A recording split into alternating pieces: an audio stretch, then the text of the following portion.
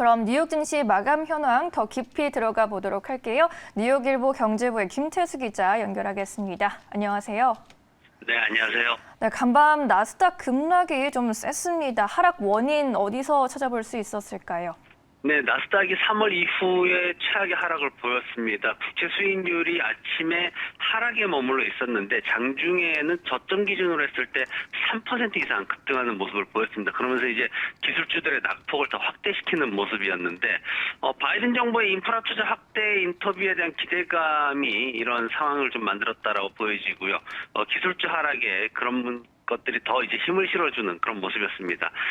지금 그 다우 30 종목들 내에서 이제 움직임이 좀 더 뚜렷해지는 그런 모습을 보였습니다. 기존에는 과연 이게 뭐 정말 손바뀜이 일어나는가 하는 정도로 보였는데 오늘 같은 경우에는 시장에서는 인텔, 비자, 애플, 마이크로소프트 같은 경우에는 마이너스 2%대로 하락을 하면서 다우지수 하락을 주도를 했고요. 그리고 3M이 반면에 이제 3M이 2% 상승을 했고 프록트앤갬벌이나 버라이전, 월그린 그리고 존슨앤존슨 같은 회사들이 1%대 상승을 하면서 다우 30 종목들 중에서 투자자들이 이제 기술주에서 전통주로 옮겨가는 그런 손바뀜 현상이 좀 뚜렷해지는 모습을 보였습니다. 시장 전반에 대한 불안감도 좀 높아지고 있다라는 그런 해석도 되고요. 시장에서는 오늘도 이제 인플레이션에 대한 우려감이 여전히 시장을 압박하는 모습을 보였는데 지금 뭐 전반적인 흐름을 보면은 백신 접종에 따라 가지고 시장이 회복되면은 결국 인플레이션은 증가할 거고 연준은 금리를 올릴 수밖에 없다. 그렇다면은 이제 결국은 이제 이자 비용이 큰 그런 이자 비용 부담이 큰 기술주들이 피해를 본다. 이런 스토리로 오늘 이제 진행이 된 건데 오늘 뉴욕 연은의 소비자 기대 조사에 따르면은 3월달 3.2% 인플레이션 기대치에서 다시 3.4%로 그렇게 올라가는 모습을 보였습니다. 2013년 9월 이후에 가장 높은 모습인데 지금 가게들이 어떤 주택이나 렌트 같은 분야에서 크게 이제 인플레이션이 좀 상승하는 그런 모습을 보이고 있습니다. 그래서 여러 곳에서 인플레이션의 상승이 좀 염려되고 있는 그런 모습을 보이고 있고요. 오늘 또 골드만삭스가 기술주들에 대해서 경고를 했죠. 예, 그걸 대놓고 이제 하락할 수 있다라고 경고를 했습니다. 그 배경에 바이든 행정부의 세금 인상이 굉장히 심각할 수 있다. 이걸 이제 단적으로 말씀을 드리면은 어떤 수준이냐면은 한국 시장에서 전체 주식 시장에서 삼성전자의 전체 어떤 그 경영으로 인한 수입이 마이너스 10% 정도 감소할 수 있다. 이런 보고서를 내는 겁니다. 어떤 거냐면은 S&P 시가, S&P 500 시가총액의 29%를 지금 생종목들이 차지를 하고 있는데 이 생종목들의 2022년도 예상 수입이 마이너스 9% 감소할 것이다. 이렇게 지금 전망치를 내놨습니다. 그러다 보니까 아침 시작부터 기술주들이 크게 하락하는 모습을 보였습니다. 네, 아무래도 이제 코로나로 수혜를 입었던 기술주에서 다른 경제 회복에 수혜를 입는 종목들로 투자처를 좀 옮기는 모습인데요. 업종별 그리고 종목별 분위기는 어땠을까요? 오늘 이제 바이든 대통령이 여러 가지 이제 얘기를 했습니다.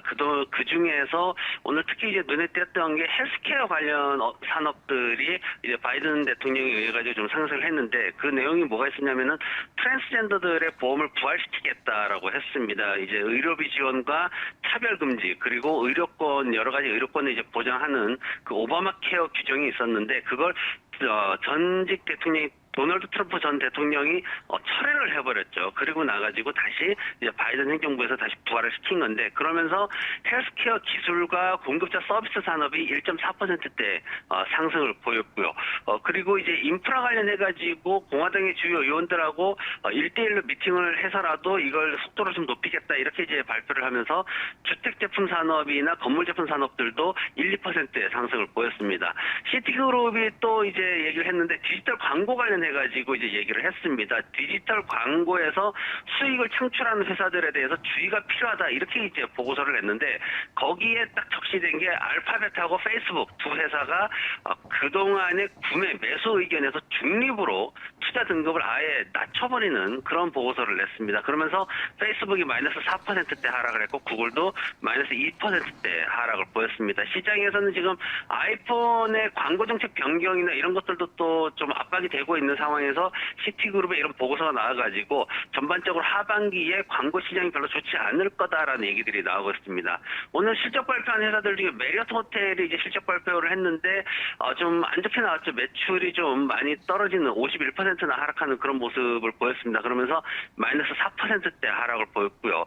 코티 같은 경우에도 이제 화장품 제조업체인 코티가 굉장히 빠르게 성장을 하고 있긴 한데 그래도 실적이 오늘 좀 그다지 좋지 않게 나왔습니다.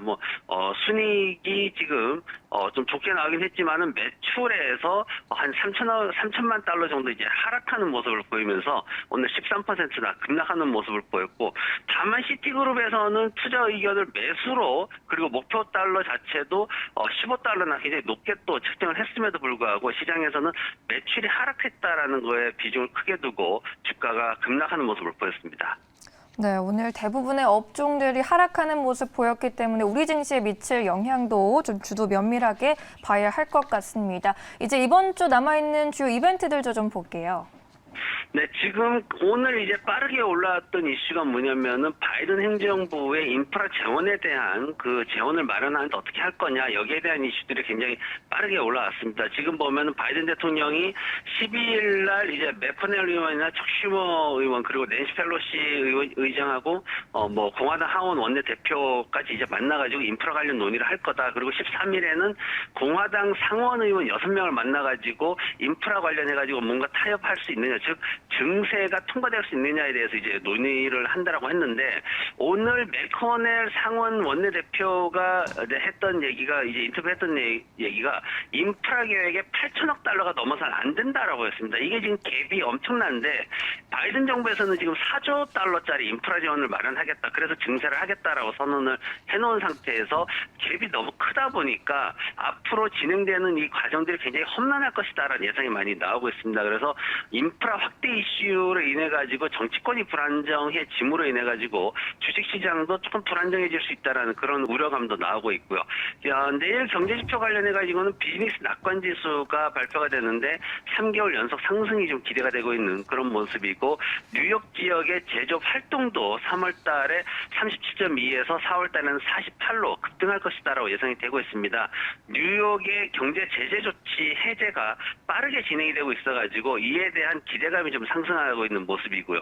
그리고 이제 연준 의원들이 내일 5명이나 이제 발언을 하게 됩니다. 최근에 옐런 재무장관이 금리 인상 발언을 했죠. 그리고 그 이후에 이제 6월달 FOMC 회의에서 점도표상의 금리 인상을 주장하는 총재들의 수가 더 늘어날 것이다. 이렇게 지금 시장 전망이 나오고 있습니다. 그래서 최근에 이제 오늘 같은 경우에도 금리 인상이나 테이퍼링 상황이 새로운 어떤 매수의 기회다. 이런 또 시장 보고서들이 나오기 시작했기 때문에 본격적인 금리 인상이 이제 논의가 될 것이고 연준 의원들이 거기에 관련해 가지고 어떤 찬성하는 듯한 발언을 하게 된다면은 시장의 변동성이 커질 수 있기 때문에 거기에 대한 투자자분들의 주의가 조금 요구되는 상황입니다. 네, 연준 의원들의 브리핑 내용도 잘 챙겨봐야겠네요. 급락을 듣고 내일은 일어설 수 있을지 좀 봐야 될 것 같습니다. 기자님 말씀 여기까지 듣겠습니다. 고맙습니다.